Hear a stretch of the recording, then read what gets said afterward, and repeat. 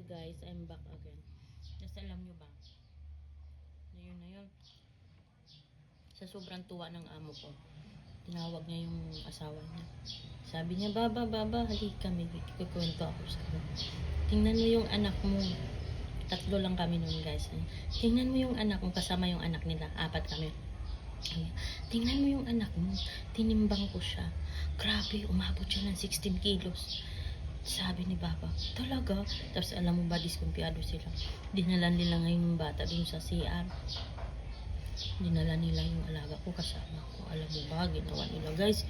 Tuwang-tuwa talaga si Baba sa akin guys. As in talaga. Pasalamat talaga siya. Talaga.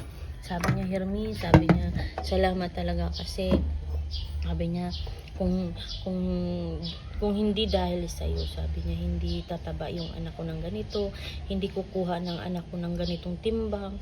Sabi ko kasi, alam nyo kasi, sabi ko, pag ganyang edad kasi matakaw talaga sa chichirya yan. Kaya umpisa nun guys, bumibili man ang amo ko, pero tinatanong kung ano yung healthy na chichirya. Kaya hindi na ganun talaga karami at chichira, tinatago niya na sa bahay-bahay niya. Kung sa bagay, yung duwaniya niya. Doon na siya. Tapos, alam mo ba guys, siguro nagkaroon sila ng tiwala sa akin na sa anak nila ba. Alam nyo ba, yung anak kasi nila, di ba, mga pagkain nila, more on chicken sila. Tapos, ang amo ko kasi, more on chicken talaga sila. Never lang sila nagmamano. Manok, isda. Bera lang, makakain lang kami ng isda pag sa dagat. Alam nyo ba guys? Siyempre, alaga ko, namimili din yan. Parang malaki din yan eh.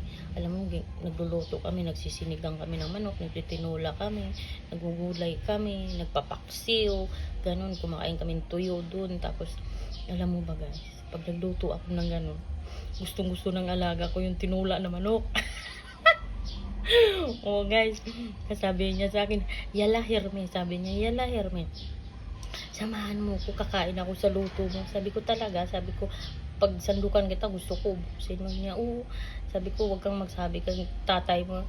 Alam mo ba guys, siguro, nalaman din siguro ng nanay, tatay niya, kasi di ko lang kasi alam kung may mata dun sa, may CCTV dun sa kusina.